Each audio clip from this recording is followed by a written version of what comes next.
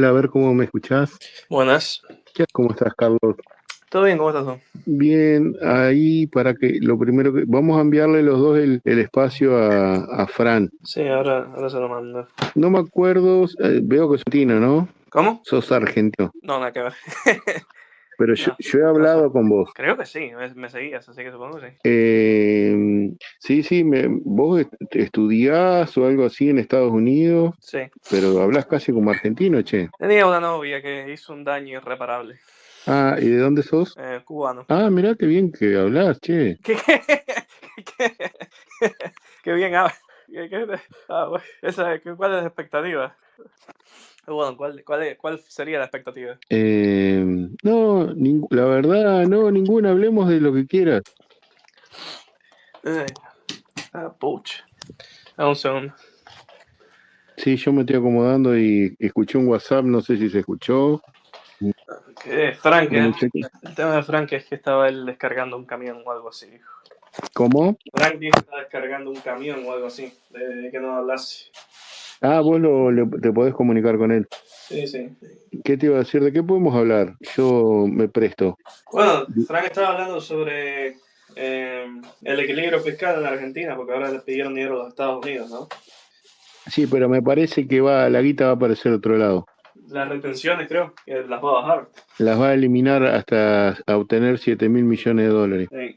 Se desplomó el dólar. 1.470 y el blue 1.520. Pero el blue todavía sigue existiendo. Sí, para la economía informal. Oh, yeah. Pero digamos, todas las tasas de cambio raras esas que había antes de la administración ya se han desaparecido. Dame un segundito. Estoy invitando a algunas personas. ¿Qué te cuento? ¿Cómo está el dólar en la Argentina? Hay un dólar formal que es el oficial que se llama, que lo manejan los bancos y que varía muy poquito entre uno y otros. Entre ellos varía poco y que está muy parecido al blue. ¿Y cómo es? El blue es billete que vos tenés en tu casa, vas y se lo cambias al supermercadista, a una casa que te vas a comprar un electrodoméstico, te lo recibe. Después decide si lo inserta en la economía formal o no. Mi ley es como que dijo, ¿viste cuando existe una ley por ahí en una ciudad que dice la basura hay que sacarla fraccionada, si es húmeda, si es seca, pero en realidad si no lo haces no pasa nada? En cambio hay otras en las que si no lo haces no te levantan la basura, te avisan que tenés que cumplirlo. Bueno, mi ley es como que existen acá ciertas economías que antes estaban muy perseguidas y ahora ya no lo están, porque mi ley dijo que no las iba a perseguir. Y entonces la gente se anima a manejar los dos dólares, el billete y el otro, el del banco. Y dentro del banco también, como él no malgasta el dinero en cuenta corriente, o sea, en la vida diaria del Estado, si vos tenés de repente cero actividad económica y tenés 15.000 dólares en el banco, no te dice nada. Porque se supone que puede ser que no tengas actividad económica, pero que hayas tenido un auto y lo vendiste. ¿Se entiende? Sí, no, yo entendí que había, sobre todo para los depósitos, había flexibilizado un poco el asunto, ¿no? Entonces, para eso sí, de eso sí estaba arriba, pero no, siempre me pareció curioso. La primera vez que vi, ¿cómo se llama? Que vi todas las tasas de cambio que había antes de la administración y decía, esto no hay ser humano que lo entienda. Digo, tienes que vivirlo para poder entender lo que pasa acá, porque, macho, En, qué Argen- terrible situación. en Argentina sí, si vos querés hablar de economía informal y de economía real, perdón, de comercio real y de economía informal, hablalo conmigo, porque toda la vida me dediqué a eso. Tengo 54 años y toda la vida fui informal. Oh, ya sé yo, de que usted y yo nos conocemos, porque me acuerdo que una vez estuvimos hablando del tema de las pensiones, ¿puede ser? Puede ser un tema que no me interesa. Yo ya tengo mis 30 años de aporte. Eh. Ya. Acá, Oh, no, nunca. acá en Argentina, si vos eras médico, vivías muy bien. Si eras empleado, vivías más o menos. Y los jubilados eran pobres. Y los docentes, sobre todo de primaria y secundaria, que es cuando uno tiene de 6 a 18 años y va al colegio, eran pobres. Había una frase en la Argentina que se llamaba más hambre que maestro de escuela. Bueno, para que entiendas la realidad. Esa realidad cambió en... ¿vos querés hablar de economía? Le pongo un título más económico y empiezo a invitar gente de ese estilo. No, yo hablo de lo que sea. Por mí, yo hablo de cómo la pizza aquí en Chicago no es, no es pizza, o sea, a mí me da igual. Ah, ok.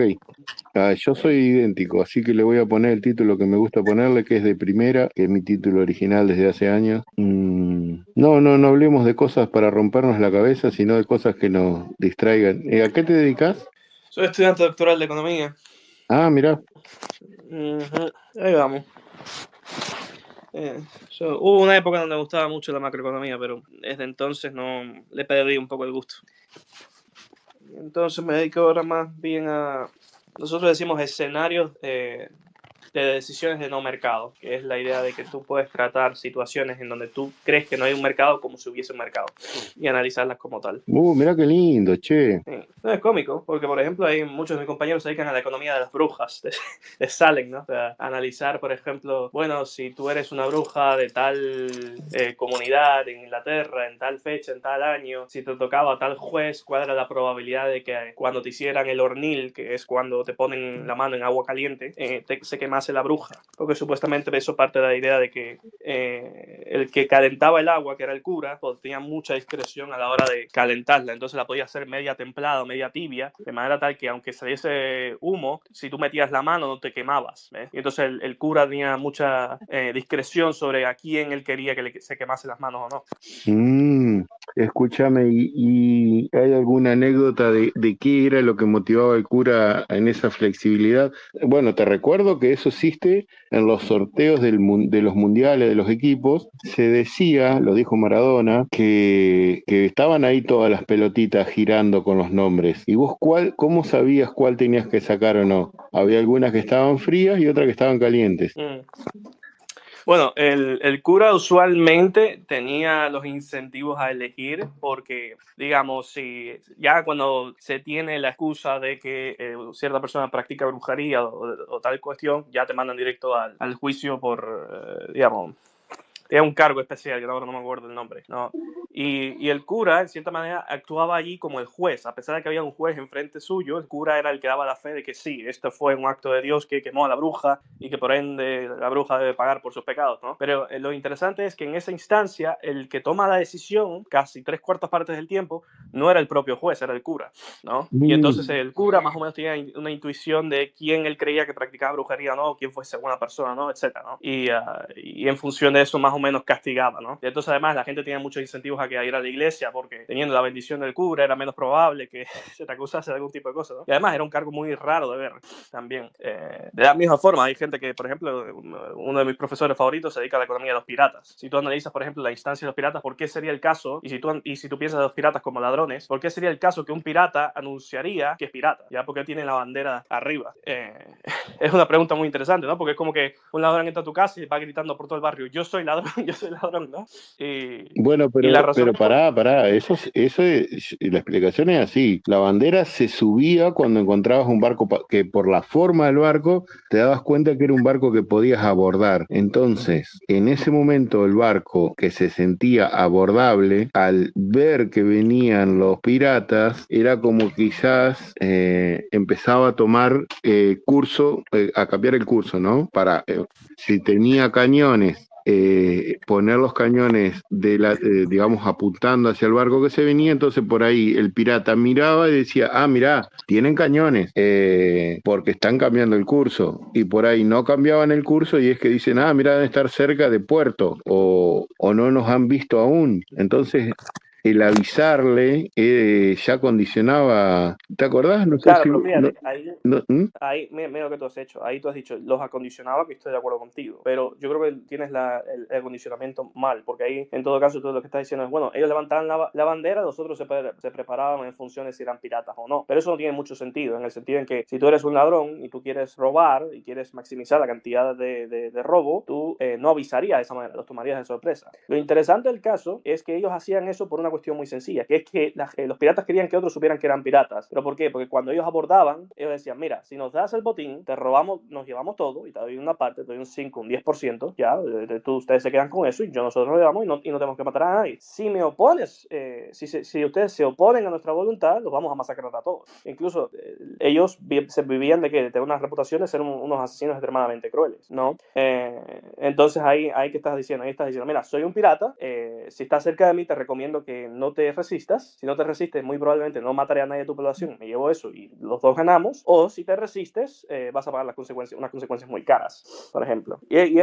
A mí me parece un puzzle demasiado curioso, demasiado interesante en el sentido en que, ¿cómo es? En el sentido en que uno pensaría casi lo opuesto, ¿no? Un ladrón que quiere ir en sigilo y demás, y sin embargo en esa instancia a ti te conviene dar a conocer que tú eres el ladrón para maximizar la cantidad de dinero que tú quieres robar. Porque además los piratas tampoco son estúpidos, no quieren que la gente se muera, digamos, por el estilo. O sea, la gente de su tripulación saben que es costoso reemplazarlo.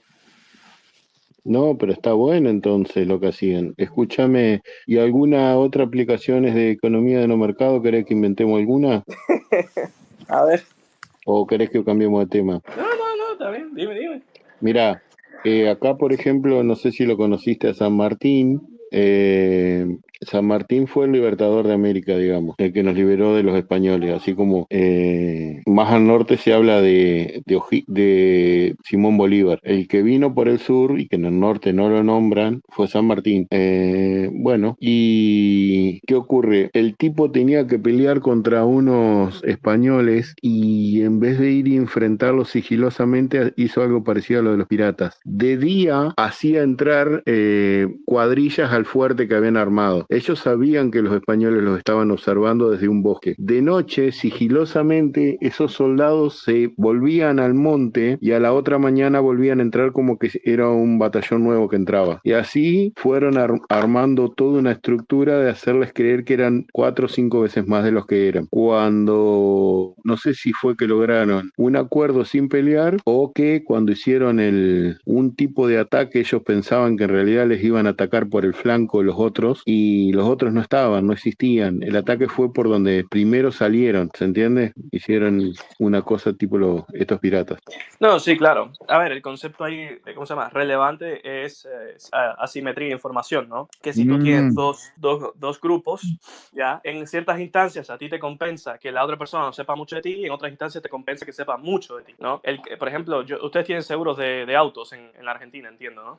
Bueno, en la Argentina, si tú eres un mal conductor, como en cualquier otro país, el conductor quiere que la aseguradora sepa lo menos posible de ti, ya, para que sea más difícil meterte un precio. Porque si eres un muy mal conductor, tú deberías pagar mucho en tu póliza de seguro, ¿me explico? Entonces, tu incentivo está a que la aseguradora sepa poco de ti, ¿me explico? Sí. Y como tú, y como la aseguradora sabe poco de ti, te va a poner un precio similar al promedio de personas que observa de tu edad o de tu, ¿cómo se llama?, educación o algo así. Y entonces la póliza de seguro que terminas pagando muy probablemente sea menor a la que estarías pagando que ellos sabiendo que tú eres mal conductor. En el caso de, digamos, de San Martín y demás, en esa instancia a ellos les convenía mucho que el otro, ¿cómo se llama?, que el otro grupo supiese bien poco de ellos, ¿no? Mientras que en el caso de los piratas les compensaba demasiado que la gente supiera que ellos eran piratas. Entonces, es un concepto muy bonito, a mí me parece, porque lo puedes analizar muchas cosas sin... Sí, es muy lindo lo que me estás contando, no sabía ni si que existía. La Iglesia Católica hace una economía de no mercado. O sea, le voy a tirar rápido el nombre. No enseñándote el conocimiento que ellos tienen. Ellos no quieren que vos sepas lo que ellos saben, sino que ellos quieren enmascarar en cierto sentido su conocimiento con un mensaje evangelizador. No les sirve que la gente tenga un modo práctico de salir de sus penas. Pudiese ser, pero ahí en cierto modo estás asumiendo que la gente es un poco, hasta cierto punto es un poquito irracional. Se puede ser el caso, no digo que no, pero los economistas usualmente asumimos que la gente son hiperracionales, a tal punto que ellos pueden ser psicópatas, ¿no? Hay dos cosas que nosotros podemos hacer en economía. Una es explicar las cosas por preferencias. ¿Ya? Por ejemplo, si yo fuera a analizar por qué tú decidiste comprar dólares, ¿ya? Y quiero tratar de entender por qué tú estás comprando dólares o estás vendiendo dólares. Una explicación muy facilona es porque él quiere. ¿Por qué más si no? Porque él quiere comprar dólares él lo está comprando, ¿ya? Prefiere dólares antes que pesos. Pero si te paras a pensar, casi todas las preguntas las puedes responder de esta manera tan poco sofisticada. Por ejemplo, ¿por qué los países son pobres? Porque la gente de los países pobres son pobres y van a seguir siendo pobres hasta que ellos cambien a cuestiones que sean, o sus preferencias que sean más compatibles para ser ricos, ¿ya? Pero es una explicación un poco mala, porque puedes explicar todo y nada al mismo tiempo. Entonces, la camiseta de fuerza que nosotros le llamamos son dos cosas. Una, por un lado, no puedes explicar cosas por preferencia, y por otro lado, no puedes asumir que la gente sea estúpida, ¿ya? Porque en cierta manera, ok, esa gente son estúpidas porque tú no eres estúpido. ¿Me explico? Porque el analista no cae bajo la misma vara que los sujetos que analiza. Y es jodido, es jodido. Entonces, ahí fíjense los problemas. Lo curioso de la Iglesia Católica es esto, que yo creo que es interesante. Cuando la Iglesia Católica empieza... ¿Qué estás tomando? Agua. Ah, está bien, toma tranquilo. Cuando la Iglesia Católica empieza, hay una cuestión muy fascinante de esto. Los aristócratas medievales resolvían sus disputas casándose entre ellos, ¿ya? Era una forma muy, digamos, sencilla de resolver disputas. ¿En qué sentido? Bueno, si tú eras el rey de, qué sé yo, vamos a inventarnos acá un mundo. El rey de la Plata y yo era el rey del Caribe, ¿no? Y teníamos una disputa, lo más seguro para unificar y resolver esto de la forma menos sanguinaria posible era: yo te mando a mi hijo, tú me mandas tu hija, se casan y ya el próximo periodo ellos serán reyes y todo resuelto, ¿ya? Como consecuencia, había que muchos matrimonios consanguíneos, ¿ya?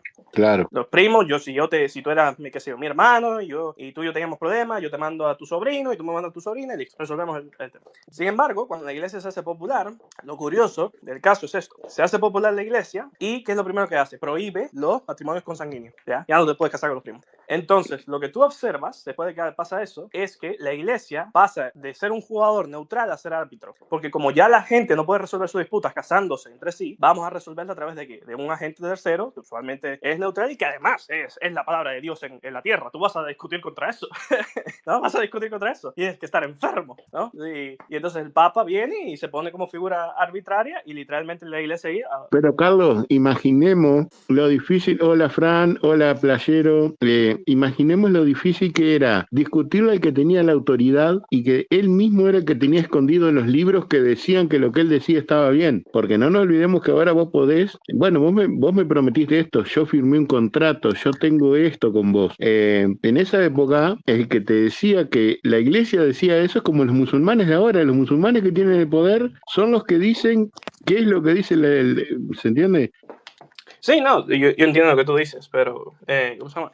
La razón por la que yo te dije esto de las preferencias ahorita era porque a mí me parecía que la manera en la que tú estabas explicando esto de la asimetría de información parecía tal como que sí, la gente que va a la iglesia es media estúpida hasta cierto punto, y entonces el tipo que... No, yo no considero a la gente estúpida. Yo digo que a la iglesia le conviene evangelizar y no enseñar. Sí, de hecho, curiosamente, ese es un punto clave.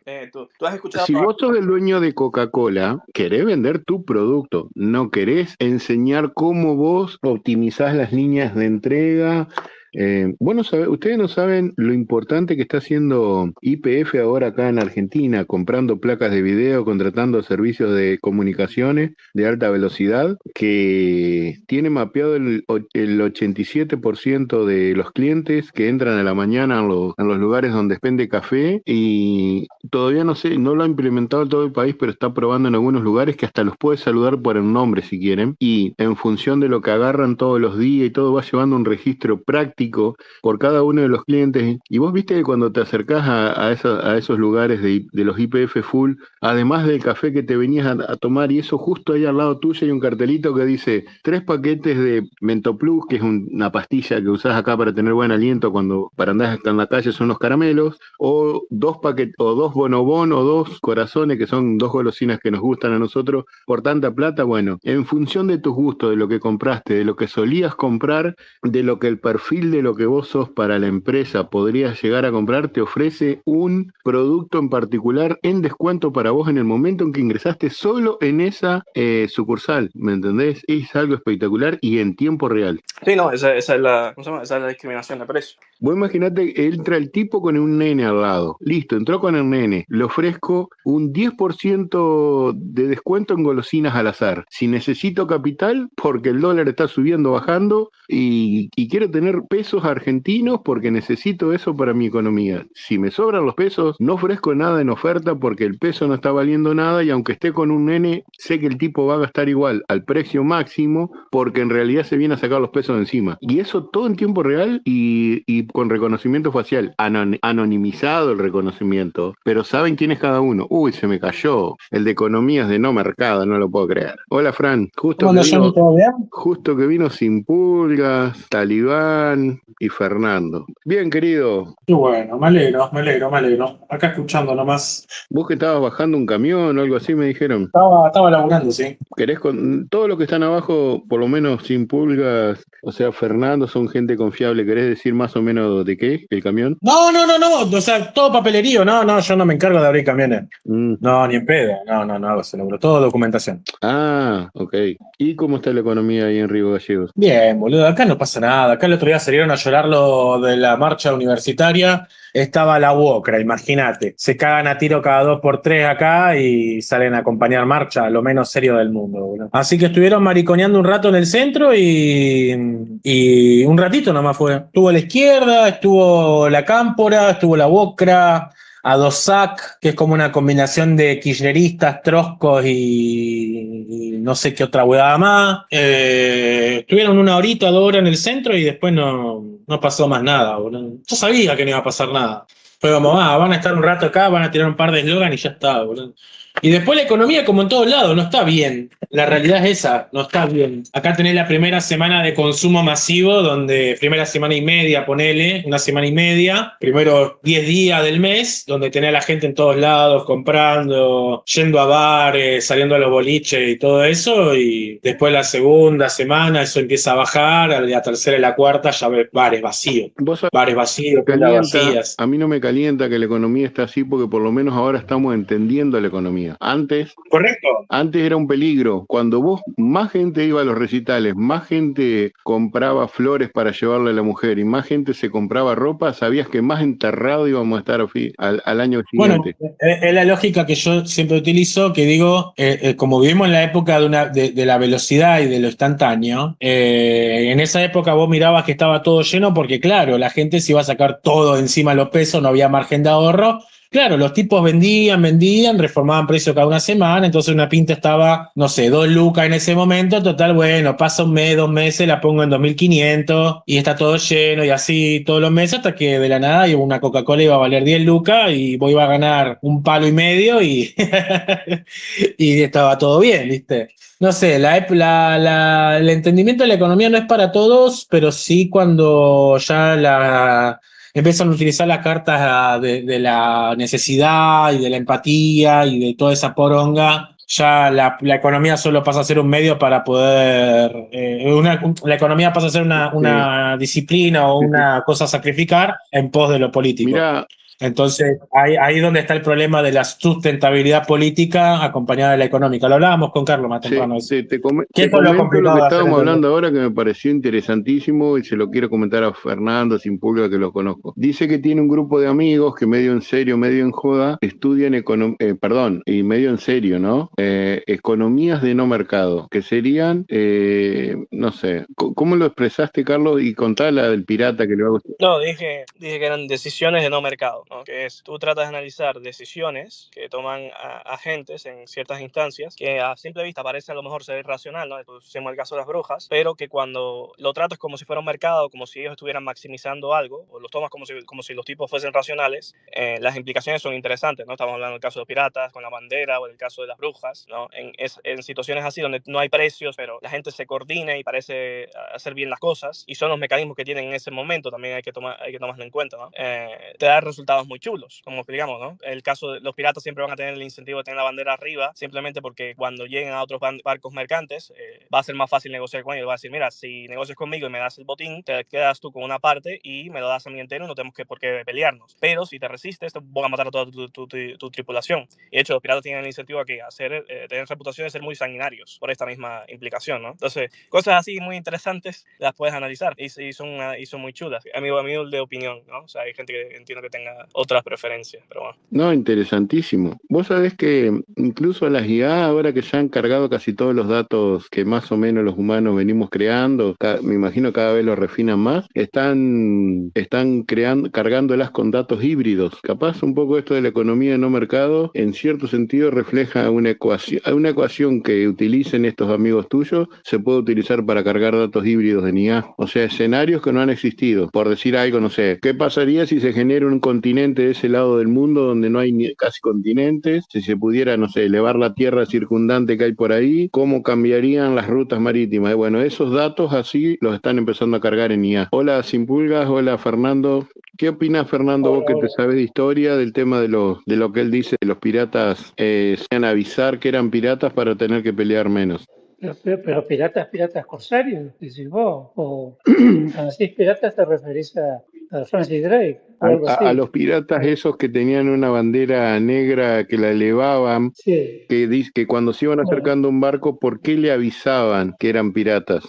Y porque había muchos que se rendían sin pelear. Había muchos, esos galeones españoles que andaban por ahí por el Atlántico, cuando veían la banderita ya no peleaban, y entonces les daban el botín o les daban una parte, negociaban, y los otros sí que le daban con todo. ¿Viste? Era como yo qué sé, como lo que hacía Atila en el continente, ponerle que rodeaban un sitio y entonces salía alguien y les daba una cantidad de oro y se iban. Y con los piratas pasaba de tres. Los piratas, no los corsarios, porque los corsarios tenían una patente que era de la corona. Había varios tipos. Pero eso pasó también en el Mediterráneo y en todos lados. Tenían una isla, ellos tenían la isla de Tortuga, que era su país ahí, que era su nación, digamos. Había una nación pirata también. También existió eso en el Caribe. También digo otra cosa, esta forma de ver el mundo, yo les creo como una forma de ver el mundo. No quiere decir tampoco que sea lo que sucedió, simplemente tú lo modelas como si hubiese sucedido y ves si la predicción que te da es la que observamos en la vida real, ¿no? Y las implicaciones que te da. En el caso de los piratas, no digo de que ellos pensasen de esta forma, ¿no? O analizasen el mundo de esta forma, simplemente quiere decir, bueno, si tú tomas como si ellos analizaran el mundo de esa forma, ¿cuál es la implicación, ¿no? En el caso de la bandera, esa es una de ellas. En el caso de otra, por ejemplo, el capitán muchas veces en la instancia de los piratas, cada pirata tenía también su escrito sobre las reglas que iban a seguir los tripulantes. Y entonces, por ejemplo, los capitanes solo tomaban el control cuando había combate. Casi siempre era el quartermaster, en inglés, que creo que es el contramaestre, puede ser en español. Creo que es correcto el contramaestre. Que era el que manejaba las finanzas y la cuestión operativa de los barcos durante todo el trayecto que no fuese de combate, ¿ya? Y se hacía esta división para mantener al capitán en control y al contramaestro, ¿ya? Porque si el capitán se volvía un sanguinario, básicamente los tipos agarraban un bote, lo metían ahí y lo mandaban para una isla perdida en medio del mar, porque, digamos, el barco no era de nadie, entre comillas, porque era un barco robado. Entonces no había una forma de resolver la disputa que no fuesen entre ellos. Entonces ahí tienes otra implicación más interesante. Los piratas, digamos, los capitanes de los barcos piratas estaban mucho más controlados que los capitanes de los barcos mercantiles, por ejemplo. Ya te digo que había un grupo muy grande. Estaban Morgan y Drake. Estos llegaron a tener título nobiliario y todo. Estos iban con una patente porque ellos robaban para la reina Isabel I de Tudor. Y entonces ellos tenían otras reglas al margen, digamos, porque todos hacían lo que les daba la gana, porque tenían la patente esa. Incluso hay rumores de que uno de ellos, no sé si fue Drake, me parece que fue Drake, que peleó cuando lo de la Armada Invencible ahí. O sea, llegaron a ser como una especie de fuerza oficial de los estados. Y anteriormente, aquí en el Mediterráneo, había unos que eran de origen turco, que básicamente hacían, y también había que raptaban, porque los sultanes, por ejemplo, una mujer rubia con los ojos celestes era una cosa apreciadísima, y entonces raptaban mujeres en la costa de Brighton, en las costas de Brighton, en las costas inglesas. Había ahí un tráfico, pero una cosa tremenda. En general, lo que hacían, eso que dices tú, que lo que hacían los capitanes o los contramaestres era intentar negociar con esa gente que contaban con que si no, como no hubiera una matanza, pues salían ganando siempre, ¿no? Era un poco la ley del terror en el mar. Eso dicen que todavía existe ahora, dicen que ha pasado modernamente, digamos, ese tipo de cosas. Y Sin también, pues, pulgas, como digo, querido. Hola, Kim. ¿cómo? No, lo estoy saludando a los demás, Fernando. Sin pulgas, Hola, don Pilo, ¿cómo le va? bien querido. Y a Pilo, el Kimbu y a Loki, Johnny. Penthouse. A mí me Yo los escucho atentamente. me Igual. gustó tanto el nombre de Economía de un Mercado que lo dejé de título. Dale, Economía de mercado. después lo voy a googlear. Bueno, se cayó este muchacho. Bueno, dale, seguí laburando. Hablamos mientras tanto con Fernando y con Carlos. El Sir Fernando acá reaccionó bien la economía a las medidas de Milei, parece. Así que vamos a estar un poquito más tranquilos. Me alegro mucho, me alegro mucho. Gracias. El otro día leí unos cuantos artículos que salieron en el Times y en el otro, en inglés, en el Guardian, que decían que había un decreto, una posibilidad de un decreto que iba a subir algunas cosas que tenían que ver con la microeconomía y que eso era como una reacción también para empezar la campaña que se va a hacer ahora y que era una cosa de, digamos, de flexibilización de algunas cosas que lo podía ayudar. Pero todo el mundo espera que le vaya bien, como es lógico, nadie está pensando que le vaya como el culo, ¿no? Y entonces, pero en los diarios españoles, incluso en los diarios de la derecha lo decían eso, que había flexibilizado algunas cosas en el gasto social y cosas así, pero que era una cosa que se tenía que aprobar en el Congreso. Bueno, qué sé yo. Están gobernando los que no tienen el gobierno ejecutivo. Desde hace unos días, 15 para ser exacto, lograron escribir ellos la historia y bueno, pero parece ser que hoy empezó a enderezarse la cosa. Vamos a ver cuánto dura, ¿no? Por ahí dentro de 2 horas. Dame un segundito que estoy invitando gente, Fernando. Un segundito. Eso que decían de los piratas, yo mientras estuve mirando un poco en la enciclopedia esta que tengo, y eso, tenían esa bandera que dicen ustedes, era un paño negro con una calavera, le decían Jolly Roger, y fue una cosa que circuló mucho entre los siglos XVII y XVIII. Había algunos que eran claramente de origen europeo, algunos piratas, Barba Negra y todos estos locos que eran de origen europeo. Pero la verdad es que yo no sé mucho de eso.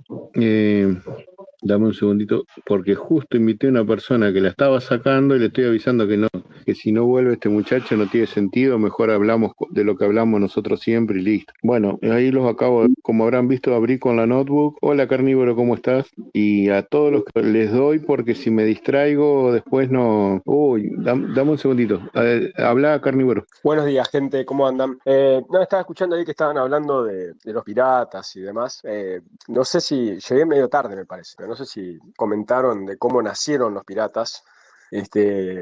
Y eso de la bandera, hasta mi información, lo que yo tengo entendido, era una bandera para que la gente, para que no le vayan a hinchar las pelotas. Es decir, si vos te acercás a mi barco, vas a hacer boleta, flaco. O sea, no me hinché las pelotas. Y eso era por los impuestos que le querían cobrar a la Marina Mercante. Pero puedo estar equivocado, pero esa es la información que yo tenía. Y después, bueno, se desvirtuó todo y se fue todo al carajo. Y terminaron siendo mercenarios propios. Pero al principio era una bandera de autodefensa, como diciendo, no me hinché las pelotas. No sé, eso quería decir. Y el comentario que había escuchado de Johnny recién, que el no ejecutivo, el legislativo, básicamente, está gobernando hace como 3 semanas. Hay que tener cuidado con eso, porque en realidad, o sea, aprobaron todos estos vetos y lo demás, pero todavía no está reglamentado y el gobierno lo va a dilatar. El poder ejecutivo lo va a dilatar, lo va a dilatar, lo va a judicializar. O sea, están intentando, sí, seguramente están intentando socavar, pero todavía no lo han logrado. Así que a tener en cuenta eso, ¿no? Perdón, se cayó el espacio, se me escuchó, no. No, nos quedamos reflexionando. Ha subido la griega. La puta madre, odio cuando pasa eso, boludo. Yo quiero que me discutan, que me digan algo. No, pero sí, No dije nada porque estoy de acuerdo con lo que dijiste. Por eso no dije nada. Es verdad. O sea, había, en un principio se dedicaba básicamente al contrabando y después se despatarró todo. Después empezaron a ser perseguidos. Claro, pero lo que pasa es que el contrabando creo que viene después, porque en principio eran mercaderes, o sea, era una marina mercante, hasta donde yo tengo entendido, y después el gobierno empezó a poner impuestos y a prohibir ciertos artículos. Entonces ahí se Exacto. convierte en contrabando, y es la rebelión de decir, no, chupame la pija, a mí no me vas a cobrar por hacer esto, ni me vas a prohibir o me vas a decir a mí qué llevar y qué traer, esto es mi barco. Los piratas creo que para mí es un símbolo de rebelión contra el Estado, pero es hasta donde yo tenía entendido. Por eso el contrabando se convierte después. O sea, en principio era libre, nadie controlaba. Es cuando quieren controlar que se convierte en contrabando. Totalmente.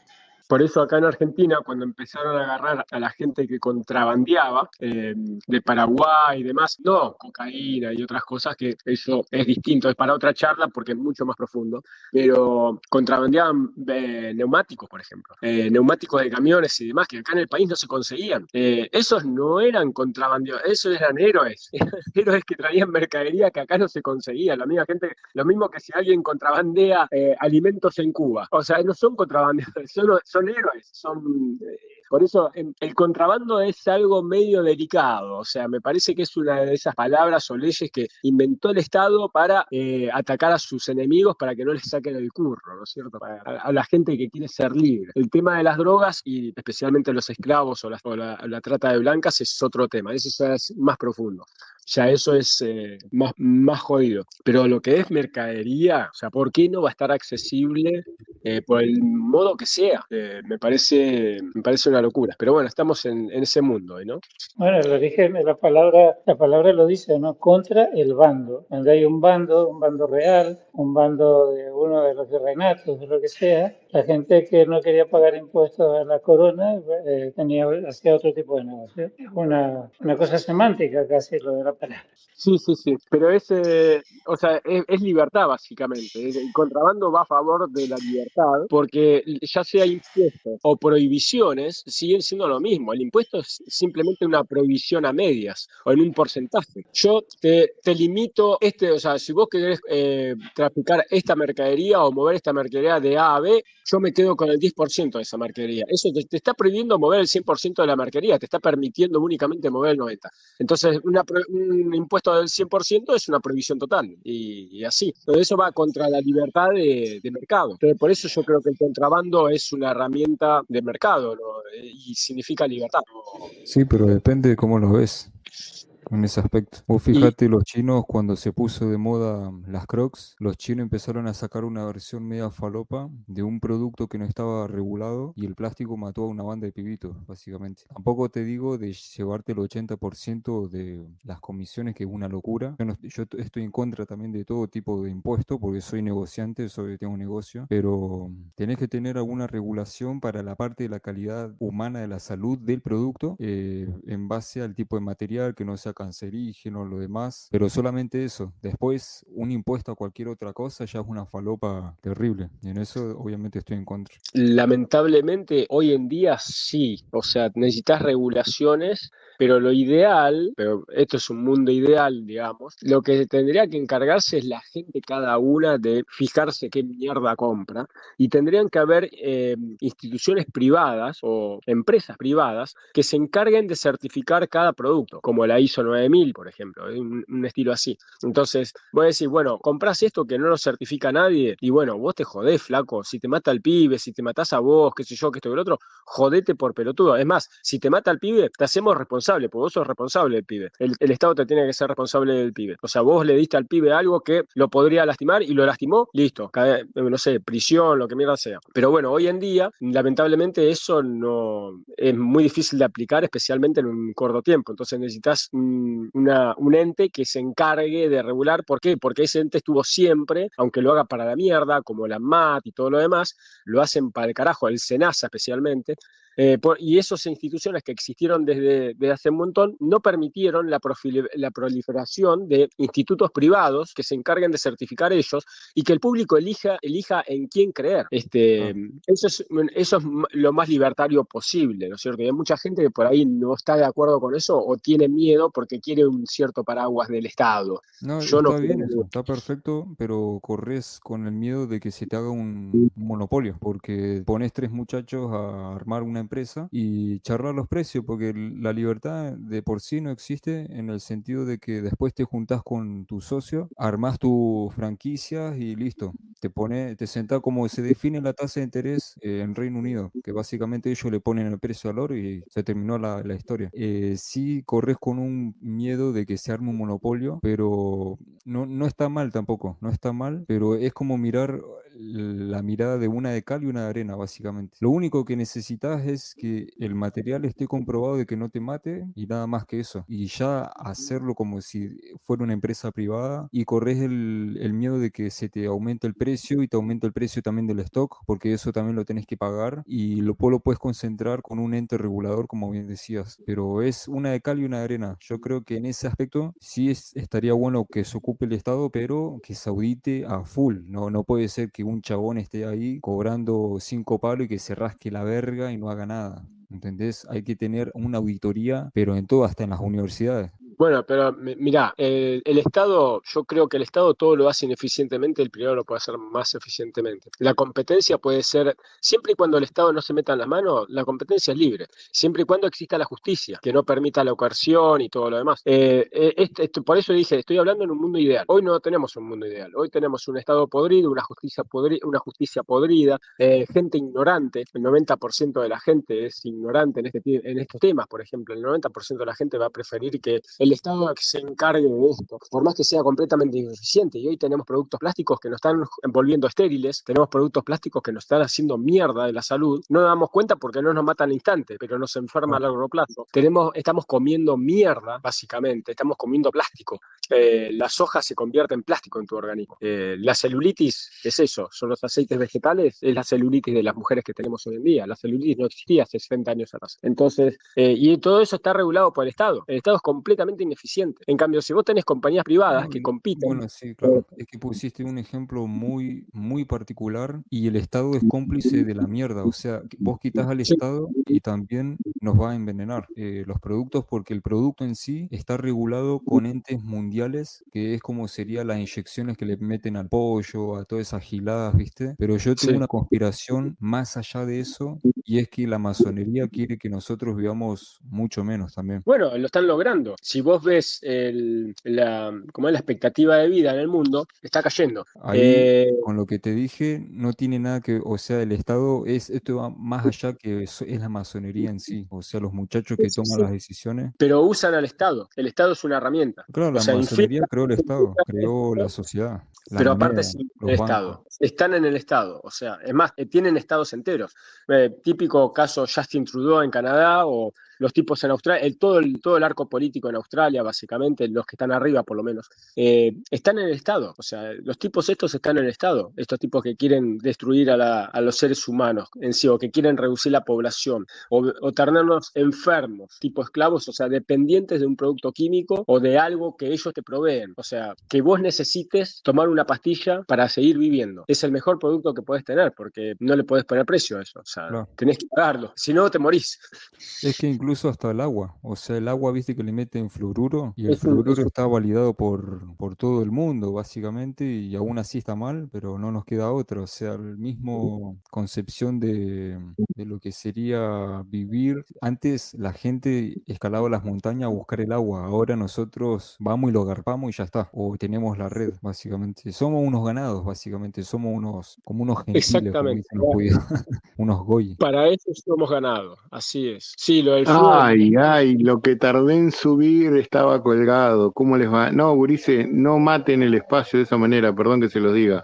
No pueden arrancar un lunes quejándose de la vida que hemos creado. Basta, por favor. Me estaba enfermando yo. Es Fernando, Fernando, que tiene 96 años, tiene más vitalidad que ustedes dos. Y bueno, 96 tengo ahora que lo parió. Yo tengo Fernando, 71. Sin Pulga, que tiene 78, tiene más vitalidad que ustedes dos. Fernando, esa foto de perfil, ¿sos vos? No, eso Sí, es es él. Robespierre. Es Maximiliano Robespierre, porque estaba en un grupo antes que me preguntaron unas cosas sobre la masonería, que es un fenómeno que yo había estudiado bastante, pero la del siglo XVIII, ¿viste? Y me empezaron a romper la bola diciendo que yo era judío, que soy masón, que no sé qué. Y yo no soy ni judío ni masón. Entonces, desde que puse el retrato se dejaron de joder. Me dejaron tranquilo. Y de portada hay un dinosaurio, es un antepasado tuyo, ¿qué vendría a ser? No, eso es un dinosaurio patagónico, porque acá en Madrid hicieron una exposición sobre todos los tipos, chiquitos, grandes. Había unos que eran como una paloma, otros que ocupaban una plaza entera. Hicieron una exposición en Calla Forum en Madrid y yo la fui a ver, entonces me saqué una foto con el dinosaurio. Son dinosaurios que tienen Parece un ustedes ahí. T-Rex. Fíjate qué bárbaro los dos huesitos, perdón, ¿no? En la foto portada de Fernando. Los dos huesitos que tiene como colgando, o sea, está la cola larga y hay dos huesos. ¿Qué es, la cadera eso? Sí, sí, sí. Mmm, Sí. qué bárbaro. Son unos bichos, es un prodigio de la naturaleza eso. Y son sacados los moldes de lo que habían en la Patagonia. Sí, sí, Yo sí. fui, no me acuerdo si fue en diciembre, que fui a visitar a mi primo y estuve ahí y estuve en el Princesa Sofía también mirando los cuadros. Y eso. Yo viéndola Ah, a la Patagonia así como desde un punto de vista tipo satelital, me imagino que debe haber sido un oasis para los dinosaurios. claro, Porque es súper, o sea, la Pampa, Fernando, es tan plana que cuando se inunda, vos no sabés, se inunda un montón de lugares. Es impresionante claro. lo plana que es la Pampa. Hay de Pasa todos que, los tamaños y colores de dinosaurios. Si lo que será, pasa es que perdón, Talibán, ya te dejo, si será plana la Pampa que ahí aterrizan los, ¿cómo se llama esto? Los platos voladores, los los extraterrestres, ovnis, Ah, mira. ¿sí? claro. Aprovechan que es bien Bueno, plano y estacionan. claro, por eso está conectado con lo que iba a decir, que la Patagonia es la Tierra Santa, es Tierra Santa lo que estamos. Eso te lo dicen los jesuitas, porque es como un portal energético que hay acá. Bueno, y Frank, que Por está eso, más abajo, allá, el que les vende el combustible a los platos voladores. ¿Es así, Fran, o no? Correcto. No, no sé, boludo. Acá ya he hecho cada falopa. un pirata le falta Claro, Pirata del Asfalto era, no eran tal cual. al toque a los Anunnaki, ¿viste? ¿Cuánto te carga? Uy, mirá lo que me hiciste acordar lo de Anunnaki. Yo me acuerdo que en una época estaba muy instalado eso, boludo. Pero mal. No, Pirata. no saben lo que vi así como para enloquecerme un rato. Vi un giróscopo, ¿han visto esos los giróscopos que veo acá uno con una nave, con un avión? Esos, pero los mecánicos, eso que está todo, pero lo que está en el medio como que no gira. Bueno, en el medio habían puesto una parrilla, estaban haciendo un asado con un y le pusieron la música de Interestelar, boludo. Qué boludo. Como que, ustedes vieron que la gente está flasheando que a Marte van a ir, no sé, viste, tipo, che, a ver qué llevo en el bolso, me voy yendo. Yo imagino que van a llevar fetos, óvulos y van a nacer allá, van a ir algunos tripulantes, pero la gente va a nacer allá, no es que van a nacer acá. Para mí que no se puede pasar. O sea, es como que estamos en una cúpula. Ah, bien. Fernando, ¿vos qué opinás? O sea, todo eso de Marte, una falopa audiovisual, toda una producción bien falopa, porque realmente esto te lo dicen los masones también, que estamos dentro de una Bueno, cúpula y arriba están las aguas del yo cielo. me acuerdo la propaganda, la impresora de inyección de tintas de la Hewlett Packard, que no sé si la vieron, que había unos marcianitos imprimiendo y mostraban como que Marte es todo desierto y en realidad hay edificios, todo, pero que están ocultos de donde caen las naves de la Tierra. O sea, como que hay una civilización, pero que se esconde, Es que ni siquiera fuimos a la luna. tal cual, boludo. Que del COVID no ni hablemos. No, yo del COVID, la verdad que al pedo me vacuné, si me agarró igual esa gilada, boludo. Encima casi me agarró una trombosis con las vacunas. Me daban Yo no, unos yo no me pinchazos vacuné acá, ni la en rodilla. pedo, boludo. Ni en pedo, no tengo ninguna. ¿No estaremos creando los hombrecitos que van a viajar a Marte en nuestra propia sangre?